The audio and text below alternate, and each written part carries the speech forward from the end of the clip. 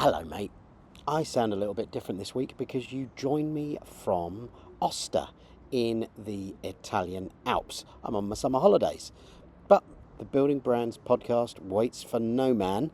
So this week we're joined by James Edgar. He's not here, tragically. He's back in Plymouth. He is the founder of Bowden Edgar, a design studio. Having a quick look at LinkedIn, I can see that James and I have 16 mutual connections, which is not many at all, but then we've only recently met. We talk more about that in the pod. Here's what James has to say about himself on LinkedIn. He's a design professional with over 25 years experience working as a designer for some of the most prestigious design agencies and publishing houses in London. In 2009, James returned to his hometown of Plymouth and founded design studio Bowden Edgar, based in Alma Yard. He is the co-founder of Plymouth Design Forum, PDF, which was established in 2017. Let's see what Bowden Edgar has to say about itself on LinkedIn. I'm laughing because this is about the 16th take. Bowden Edgar was founded in 2012 by James Edgar. In this time, we've grown from a one-man studio and established ourselves as a leading design consultancy with an extensive client list and a track record of excellence in design thinking, creativity, and brand building. Our work encompasses strategic planning, branding, the full spectrum of digital communications, publishing, art direction, editorial, print, exhibition, and spatial design, as well as interactive projects. Okay, let's get straight to it, where James and I are already talking about the hellhole that is LinkedIn.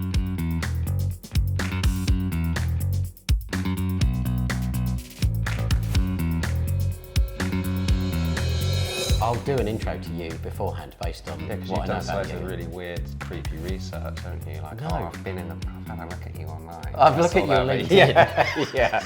Loads of creepy. I had a look at you online. Just update your LinkedIn because I'm using the photo and the bio Nice. in about 6 weeks. Okay, yeah. Do you know what? LinkedIn was one of those things that I think I've only really just come to it this year, for lots of different reasons, and lots of creatives are like this. I think that there's just not been a platform that creative people use in the past historically. For obvious reasons, it's awful. Well, yeah, but now I think, I think it's much more. You really need to embrace it. I think creative people are quite kind of generally, not all.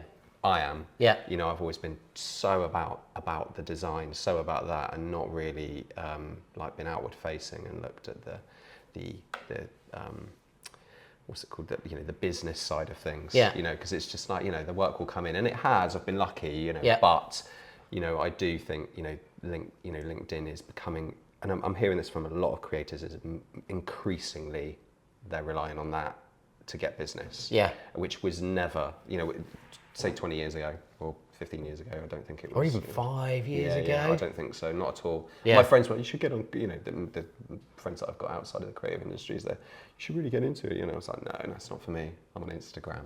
Yeah. Because I just wasn't, and maybe that's an age thing, you need new clients, you need that now, and you need to switch your business, but I don't know, or like you said, maybe it's just not the right kind of platform to showcase kind of creativity. Yeah, I don't know. But I mean, you can, but it's not a natural place for people who are creative or have any kind of self-respect and dignity to be. Do you not think? Well, like I said, I don't know. There's good and bad bits that I've like. You're so diplomatic. No, I think you're. Now I've been on it, and there's the normal social media stuff where it's like it's like okay, and all right, you're better than everyone else, and I don't like that. I just But I do see the benefit of it. Yeah, there's definitely a benefit. And for me to be able to post, we put up a few recent projects, and you get nice, generally really good feedback, really nice kind of comments. But I feel like it's like the early days for me for like Facebook. Do you know, like when you used to collect? I'm not on Facebook anymore. I haven't been for about a decade or more. But correct. But it feels a bit like that for me because I feel like I'm collecting friends. Yeah. I'm collecting like that's it. Yeah. Ding, ding, Yeah, ding. yeah, and yeah. I'm like, I'm like, I don't. Is that? Do I need to do that? Is that a good thing? I don't. Mate, I'm just friending everyone. I'm not. Yeah, no. For a long time, I might go for a cull then. I wouldn't have anybody. People couldn't connect with me, and they just kept complaining. Like, oh, you won't. I think you only accepted my connection this morning when you realised, oh shit, I'm gonna do. Is that right? Yeah. Oh Jesus, he's asked. What's his that surname? Yeah. Don't tell him I actually said that, though. Sorry, talking to our producer off camera there. Thanks anyway, by the way, for letting the crew come in. No, you're welcome, all of you. All of you. No, LinkedIn, I didn't used to accept connections at all. You had to have my email to be able to connect. Okay. And then then people were complaining that, particularly because I was running conferences, people would go, well, I tried to connect with you after the conference and I couldn't. Or I'd go, connect with me on LinkedIn and get my slides, and people like that. Well, I can't because for whatever reason. And so then I opened it up, and now I get connections from all over the place. But I curate them, and so like this morning I turned down 2 HubSpot connections. Like we help HubSpot agencies, because I'm not a HubSpot agency, but I do HubSpot stuff. We help HubSpot agencies do better for their clients, but we're in Sri Lanka. They didn't say, but we're in Sri Lanka. But I look at them, I go, well, you're in Sri Lanka. Yeah. Yes, I offshore stuff occasionally, but I've already got a few offshore people, and I get dozens of people from outside the UK connecting with me, and I tend to be quite careful about who I connect with there, because you just end up getting loads of spam. Yeah. But people in the UK who you still get loads of spam from, I think, I might end up working with you, but I will remove the connection if they immediately use it as an excuse to try and get me on a call. Yeah, yeah. Excellent timing for that vehicle reversing. That's cool. You might need to cut this, because this will go on for a bit, and then they'll do the bins. But yeah, you might need to cut. What about if we shut the door? Can we shut the door for a sec? Yeah, you can shut the door. Could you shut the door there? Thanks, Lo. Sorry, you might need to move that. You will still hear it, but they're quite good. There we go. We don't want a bit of cluttering. No, there you go. Perfect. So LinkedIn, I'll probably talk to you after this, because I'm a total novice at it. Yeah. So I don't know what the best thing to do, so I could probably do with a bit of guidance. Oh, okay. So maybe you could. I can repay you for this. You can, let's do that. So it's a bit of LinkedIn coaching and all the kissing that we agreed. Yeah. Not the touching, just the kissing. Just fine, the kissing. But yeah. Okay. Cool. Excellent. You've gone pink. Well, because that was supposed to embarrass me. it's the desire. it's the thought of doing it. Also, I probably came in quite pink. What were we going to say? Oh, I was going to say, why do you do what you do? Great question. Did you just think that up on the spot? Yeah. Why do I do what I do? I do what I do. I guess I just shit at everything else, No, the reason I do what I do, I guess when I was a kid. Sorry, I'll take if you're back. listening, I just nearly spat tea all over James. This is quite a nice story, because we've recently rebranded to Bowden Edgar. I was James Edgar studio for a long time, but Bowden Edgar. So Bowden is my mum's maiden name. Right. Her dad, my granddad, had 3 daughters, and he was a huge influence on my life and to my cousins. They're all in totally different, non-creative things. They've all done really, really well for themselves. And we always talk about our granddad. Gets me a bit emotional talking about him now, but he's always encouraged each one of us. So my cousin in the RAF, myself with my creative stuff, but he kind of, would always, play with us. He's an incredible man, lovely man. Of course, having 3 daughters, the name dies, and I've kind of always wanted to kind of, bring that back in somehow, and kind of, I guess it's a bit of a nod to him, he would just always encourage me to draw. So I'd go around his and I'd draw more, and the more that you draw, the better you get, and then I guess you just I was drawing all the time. So you're doing this from a really young age. Yeah, but I mean, it's, I don't know, it to sound like the X Factor. It's like, well, how long have you been? Well, I've been singing since I was 1. Yeah. I think lots of people draw, but maybe I wasn't too good at maths. Yeah. But I loved drawing. That headspace as well, I think suited me. I think maybe just to draw, and I would spend hours and hours and hours drawing. You do more of it, you get better. My granddad would draw with me, and then it would just, I'd also like to play. I like to build Lego. I like to, like a lot of creative kids. Yeah. I think it's a natural thing to do. So building and drawing and going to the beach and building sandcastles and just playing. Yeah, I played lots. I was really, probably like, till I was 21. Yeah, I was going to say, well, or until just now. Yeah, just now. I still no, but so I generally think that, and just to be encouraged, you do it more, you get better, and then you want to do it more because you get. It's people are like, wow, that's great, just always been interested. I've always been in. Then you get into your teens, and I think I was into kind of the Face magazine and things like that, and I would just and like fashion and I just I'd look at the front of the magazine and want to know the art directors, the photographers, the illustrators. I just want to know all about that. And just so it's definitely a passion. It's definitely and I think to go to give that up, to just go do another job, or I think I would really struggle because I feel like being a designer really identifies who I am. Yeah. I think just to kind of take that away is it's not just a job. Yeah. It's something that's like really deep, in my DNA. And they say, do what you love and you'll never work a day in your life. Yeah. But it sounds like you have to do what you love, otherwise you wouldn't, then everything else would be miserable every time, right? I mean, we all moan about this, and it's, and I do, we'll talk about it in your next question that you might bring up, is that... Don't let light in upon magic, James. Sorry. But I think, like, I guess in the studio we try and bring play in, and, that means, just that time, and it's hard when you need to make money and you need to turn stuff around quickly, but, it's so important, the reason,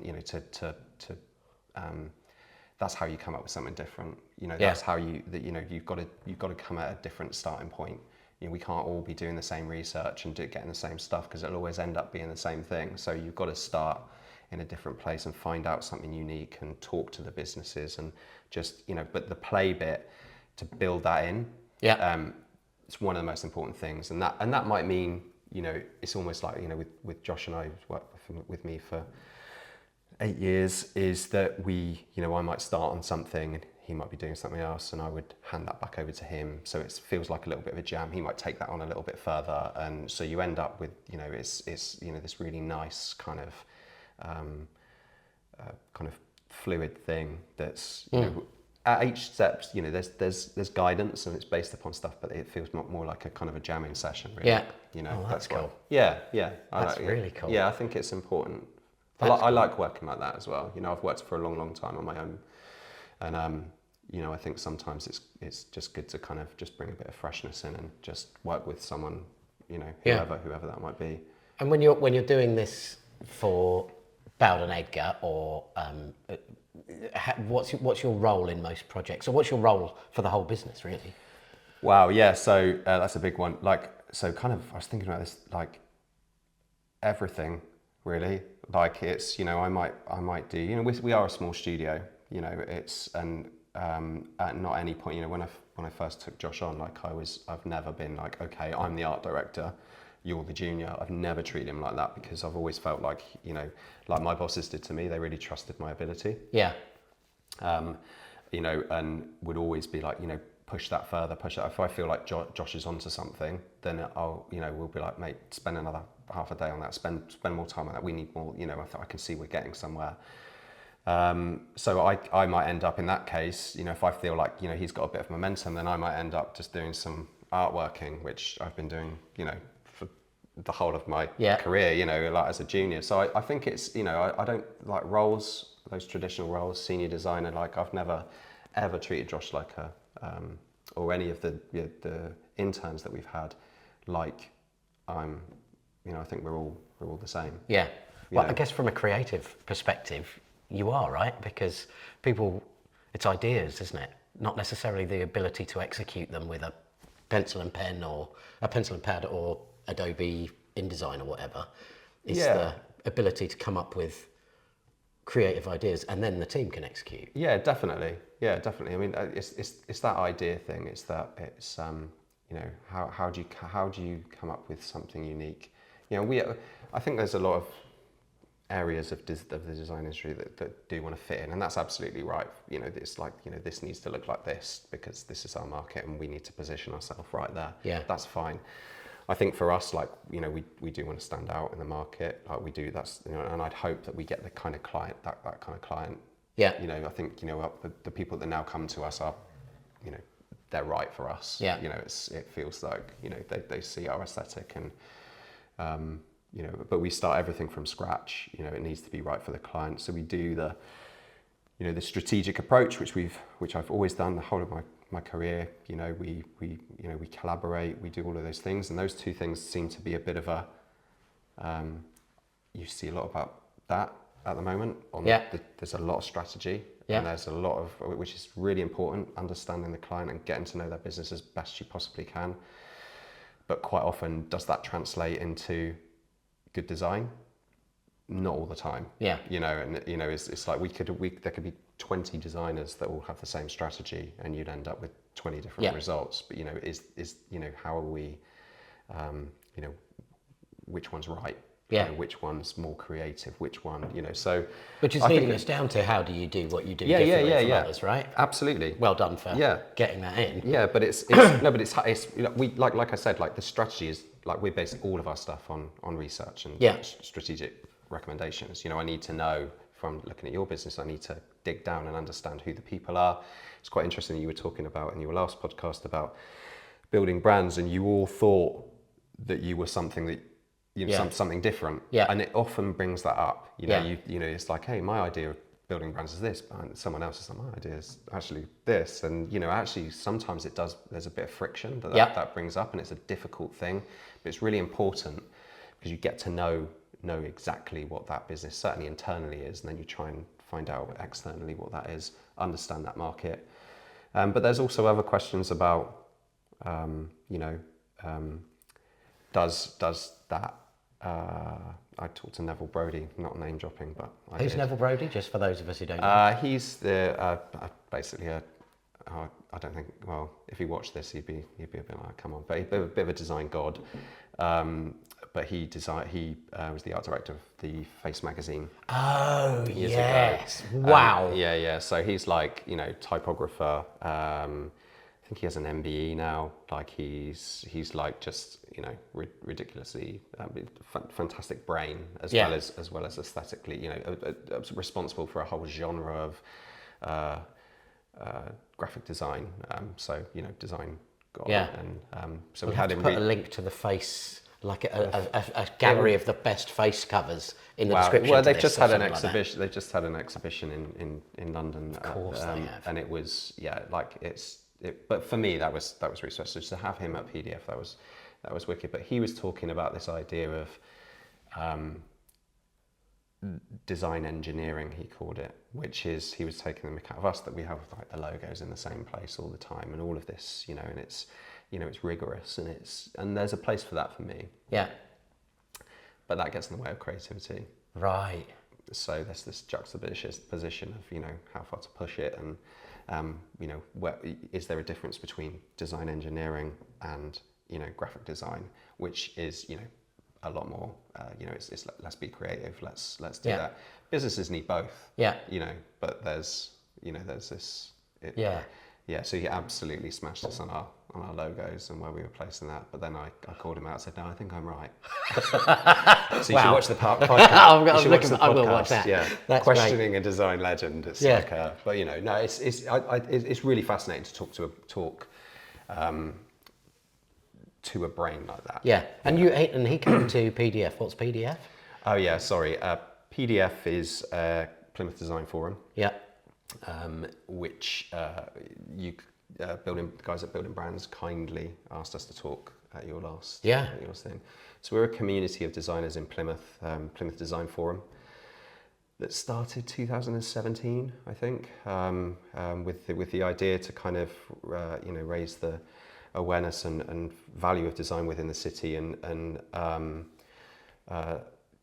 just bring together a community. And when I first moved up from London, there was no sense of community here at all. And we thought, okay, what do we want to do?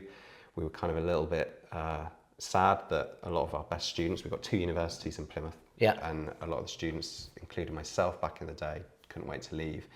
And it's how do we keep that talent, you know, whether it's games designers, product designers, we want to keep, you know, architects, we want to keep them in this city.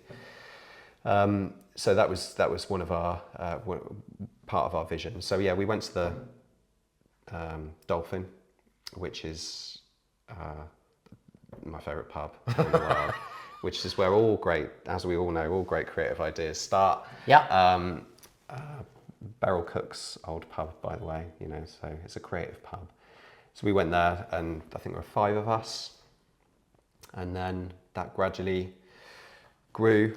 So we went to another pub the next time, and just we built friendships, and we, you know, collaborate with one another and try and keep stuff locally as much as we can. We promote each other as much as we can, and like each other's stuff, because I feel like together we're much stronger than we are as a group of individuals. Yeah.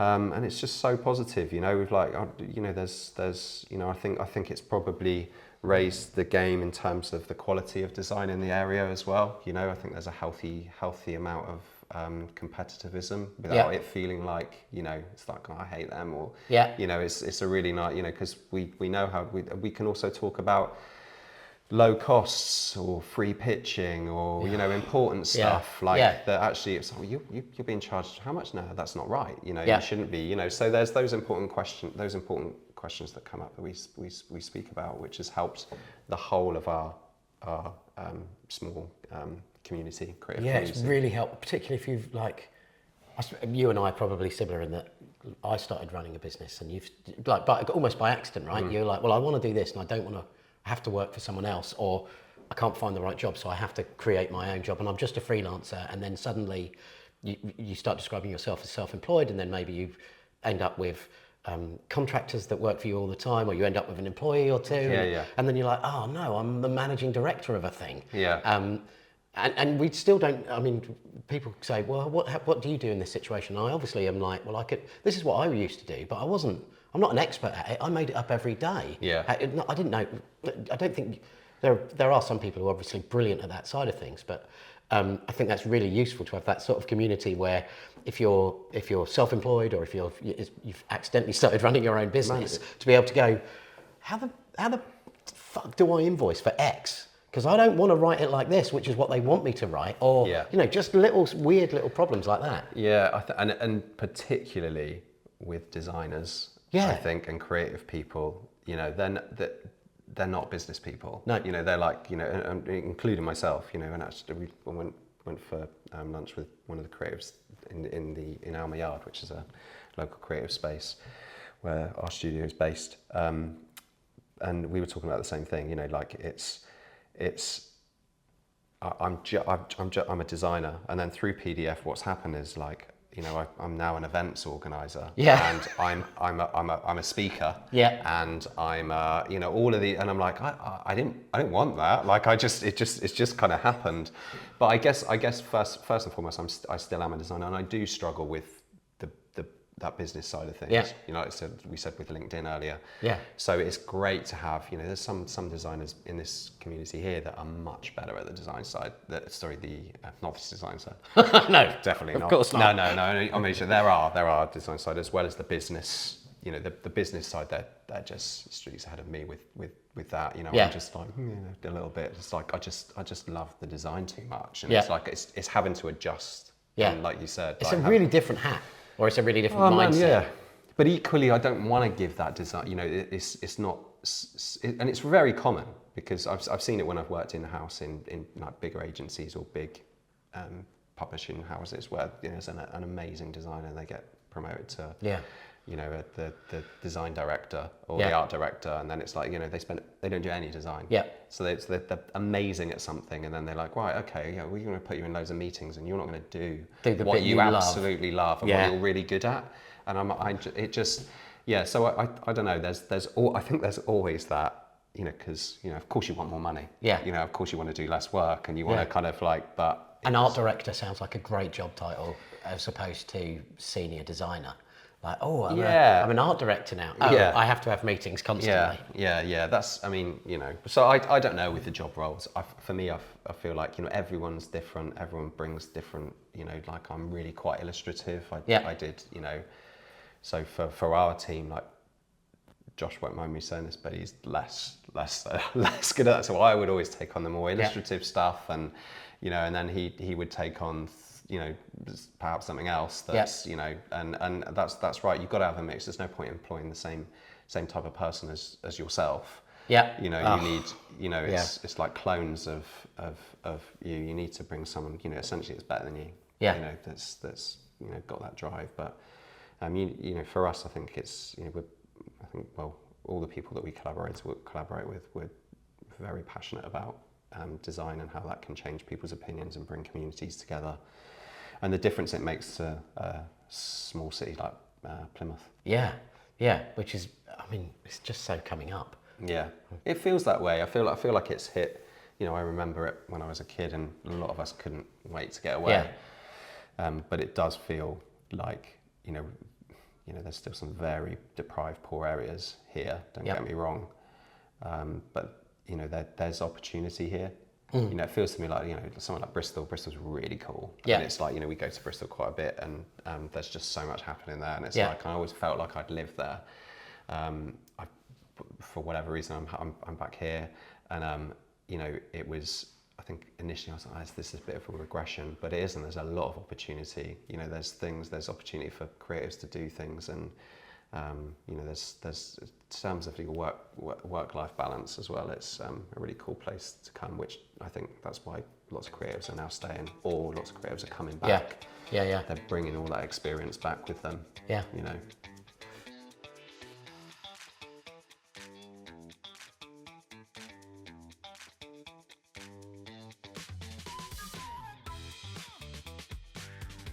This episode of the Building Brands podcast is brought to you by RevOps Mentor. That's me. I help sales, marketing and software that powers them run in harmony to drive bigger profits for less outlay for medium and large enterprises. If you've got a problem with sales, a problem with marketing, a problem with HubSpot, or a problem with all three, give me a call. My LinkedIn details are in the description. And if you would like to sponsor the Building Brands podcast, then also hit me up on LinkedIn. Let's talk about how we can get your business in front of the 3,000 to 4,000 people that we're in touch with every month. How long have you been doing this? So when I graduated, 21. Right. So I'm older than that. So nearly 10 years now. Just 10 years. I know. I'm this child prodigy. Well, so hard. It takes it out of you. It's that work-life balance. That's why I look like this. But your career progressed from, I presume you were working in, as you said earlier, you were in agencies earlier in your career. Yeah, and lots of people kind of specialise. I came out with a degree and it was graphic design and illustration. So I could just never. They asked you to kind of specialise in year two, and I could just never. I just found both areas fascinating, and also the fact that I could draw. They were like, okay, you're the people that can't draw graphic designers, and the people that can are illustrators. I was like, well, no, that I want to be in the computer suite. I want to do your projects. I'm interested in typography. So there was a time where I was in the studio, and it was supposed to be for just graphic designers only, or one of the lecturers thought I was just an illustrator. Can you get out because you're an illustrator? And I was like, no. I know. Wow. It's really backward. It's only one lecturer, but and I just always felt like that all of those skills were important. Yeah. And I really believe still now, I think if you can draw, a lot of the students that, we might mentor a student, or I've just finished mentoring one now, and we get work experience people in. I always think the ones that can draw, they'll be good typographers too. They're looking, and they've really got a good eye, to detail, and there's a care and a precision to it. And I think if you can do that, then you can you can also do typography, and you've got an eye for colour, and you've got an eye for layout and things like that, because not everyone's got that. No, absolutely. So and you've come from there to running your own agency. So I moved back. What do you call a design agency? Would you call yourself an agency, or would you call yourself a consultancy? It's probably a creative studio. Creative studio. Say. I knew it was going to be better than agency. Something like that. I don't know. It's it is what it is. It's kind of we're doing our thing. I'd hope that our work. There's this old phrase. Like you're only as good as your last piece of work. So we're very every project is bespoke. It starts from scratch. And then you'd hope that we spend as much time as a large client as we would as a small client. We really genuinely care about it. So it's you're only as good as your last piece of work. So and also it's because you really love and enjoy what you do. No, not always. I'm just gonna say the creative side. Yeah, that's what I mean. The creative side. That's great. So you're going to do that until it's done, which is never actually quite finished, is it? There's always improvements you could make. Especially digital. Digital could keep going. Yeah. Forever. Like I think that's I'm old. Like I've just said. Like so when I'm my first job. Is working for a magazine and so it's print based. But it was very thorough. It's there can't be any mistakes. It cannot. There's no room for So the my art director was strict, like really, which I think you probably wouldn't be able to be now. No, he was brutal. Yeah, like with me, which it was right for me. Yeah, not so much for it was for of others. The time, perhaps. Yeah. I mean, there was no need for him to beat me. But no, I tell you no. No, he didn't beat me. But just verbally, maybe he did. Like just but just knew how to get. I think how to get the best out of me. Yeah. Like he was really good at it, and always encouraged me, and always to to do those new things. So yeah, I moved. What was your question? We've gone off piece. I haven't got to it. But you're just such a good guest. You just chat. Do I? I mean, I didn't even have to introduce you. We just jumped in on how bad you are at LinkedIn. Yeah, that's it. Yeah. Do we need to do the intro now? Or do you need to? No, because that's why I'll just do one later in my bedroom. Okay. But my question was going to be: so you've made that journey from James, who was confident in his abilities but was terrified of his art director by the sound of things at a magazine. Well, he was. I just find it was just funny. Like I was always. I remember my first job, and I was sat next to, and this is. I think this goes out to lots of I say to lots of mentors that we have, or like some graduates. Everyone's different. Like so, you might be really quick, and you'll be suited to working here. You're much more illustrative, so you decorate things. You might be a great book cover designer.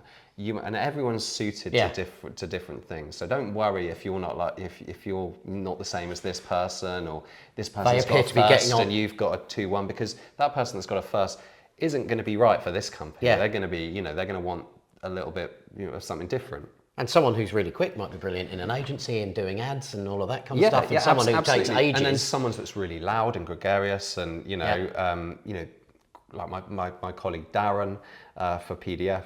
He's an ad man. And you can see why he's an ad man. As you look at my colleague Steve, who's a book cover designer, he's really he's a genius. An absolute genius. But He's not shouting about his work. He's not doing and it's just quite. I find this general term of designer is so vast of all the different skill sets and all the different types of people that are within it. And there's room for everybody, right? Oh, not everybody. Everybody who's got the desire and ability to do it. Everyone. I think everyone's creative. I really believe that, but I think it's the desire to want to do it and then. And I think, but I was sat. So in my first job, nervously sat next to, because I went away and did like a year or so of travelling, and then came back, went straight to London. So there was this girl that was younger than me, like by a year. She was just this child prodigy. She was just amazing. So like, we would do layouts, and I would do like 1, and she'd do like five, and then back then you'd have to print them out. So I'd print one out, or like, you know, and she'd go up, and then my boss would go like he'd write on it, like, and it would be based right on her. So it was good, put into the next, you know, the next stage. So he was like, right, okay. And then he'd look at me and just go, shh, and it's like an A3 sheet, and just like I'd spent hours crafting it, and he just like, and then he'd hand it back to me, and it would be like, and it would just say, shit, start again. Oh my God. Yeah.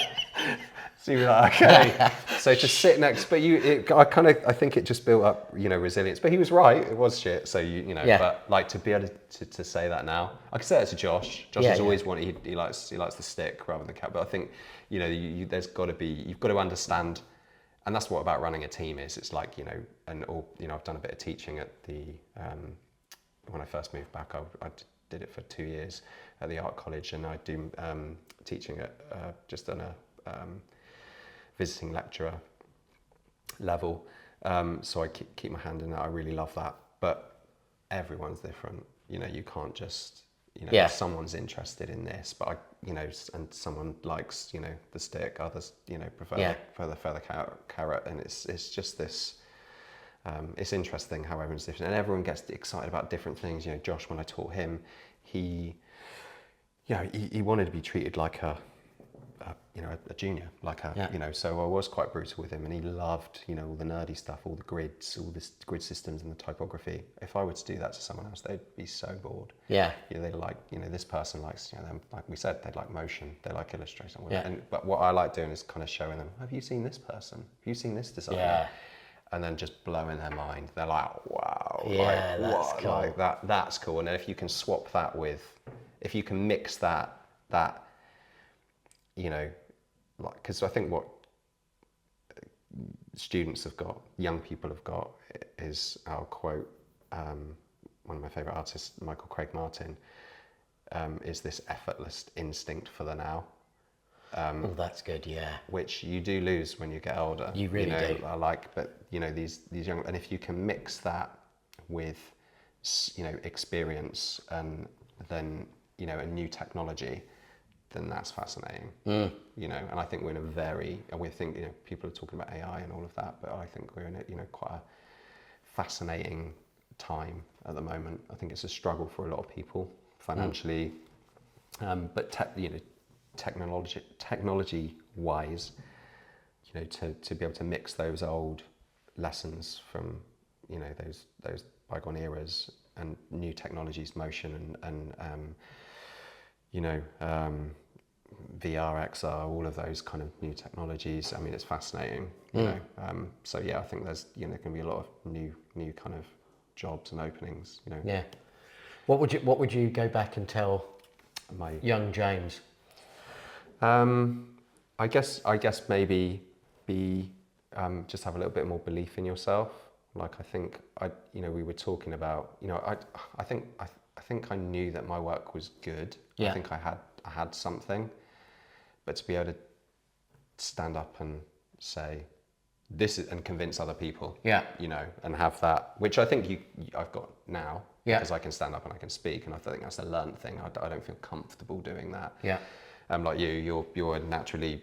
I'm just a show off. Yeah, a show off. See, I never have been. Right. I've never been like, but I think doing presentations, you know, I think when I first had to do a presentation, you know, someone had dropped out, the senior designer had gone, it's like, right, James, you need to step up. And it's like, you know, and you're petrified. And then, you know, and then in front of clients for that first time. Yeah, it was scary. It's really tough, I think, for particularly graduates and you know, to go and do that. And particularly when you're not selling your own work. So if you're going to sell in someone else's work that you're like, you know, and it's hard because you're not naturally a salesman, but you know, I know my shit. Yeah. So like, it's, you know, if I, like for PDF, you know, do I love standing up in front of 104 people? I'm not natural at it. I'm just not. Yeah. You know, but I think it's something you can get better at. Yeah. You know, I think it's something that, you know, just, you know, through a bit of practice and and a bit of booze, I think you can get really quite confident. Yeah, you can. But no, I think to maybe have a bit more confidence, and creative wise, I would say to all those students that are drawing and coming up with ideas in their books, I was petrified of your sketch pads would be marked. Yeah. And I'm like, just don't worry about it. Just keep sketching. Yeah. Don't worry about it. Don't worry if you make a mistake. Don't tear the sketchbook out. Do another one. Do another one. Don't think, this page is really good, and just do another one. And just keep going. Don't overthink it. You're learning. You're making mistakes, and that's a good thing. And do it at that. Yeah. Do it then. It's that. Whereas I think so much is like academic now, and so much is marked, and so much is and everyone's petrified of putting a foot wrong. There's not that ability to be able to make mistakes like I think we did. We could have, but I would do that. Do more. Be more confident, and also be more confident enough to make mistakes. Yeah, and do another one. Yeah, just keep doing it. Practice and practice and practice. Yeah. That whole 10,000 hours thing where you're, the more you do it, the better you get. Yeah. And I think that's the same with typography and layout and all of those things. Yeah. It's just you get better at it. Cool. That's. I mean, I think that's good advice. Pretty much whatever you're doing. Yeah. Brilliant, excellent. Thank you so much for coming on. You're welcome. This has been a delight. I love the fact that so James and I met like 2-3 weeks ago, maybe. Yeah. A book launch, because we're sophisticates and we go to book launches with champagne. Intellects and I think so. Yeah, and academics. I was at the bar saying I didn't. That I had a hotel that night, and I needed to be in Plymouth for a bit longer, so I just said as loudly as possible so that people would hear, does anyone have a desk I can use tomorrow? And you went, I've got one. I love that you're just such a lovely man. Thank you. And I really appreciate you giving us your time to be on this. Where can people find you online? So that'd be bowdenedgar.com. Yeah. And Plymouth Design Forum. Yeah. .co.uk. And of course, your LinkedIn, which we're going to be much more. My LinkedIn, which I'll put in the description because you can't remember you watch my LinkedIn now. I'm gonna saw.